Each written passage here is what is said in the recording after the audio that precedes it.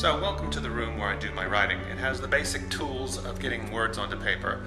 A giant view of Sydney through a skylight, a pretty big bookshelf, of course a Chesterfield couch for me to sit and or sleep on, and on the table in front of me, the usual things: a computer, phone, mouse, and of course bubbly water.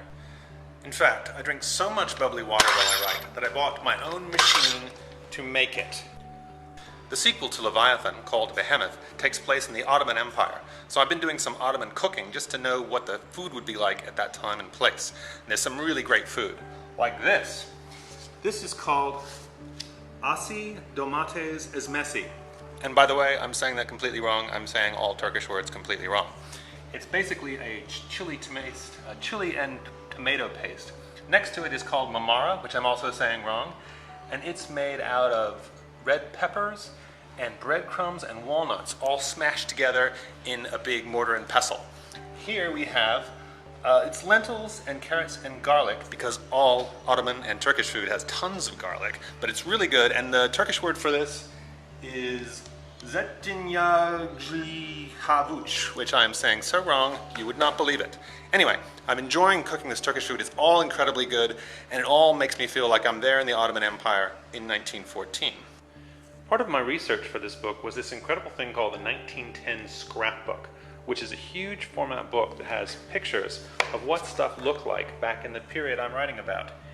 These are just shelves full of cans to show you what, stuff you would buy in a store looked like.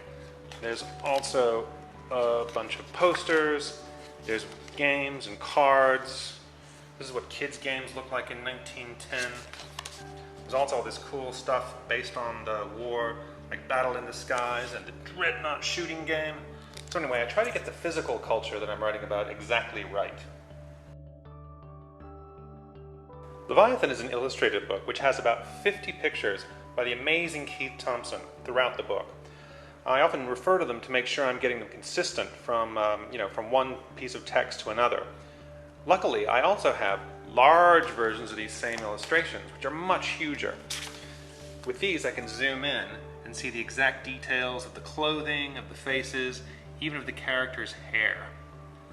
Keith has done a great job of researching all this stuff. You can see the buttons, you can see the pockets, and in the case of an illustration like this, you can see exactly how these machines work, what symbols are painted on them, how they're put together. You get a real sense of the reality of the world.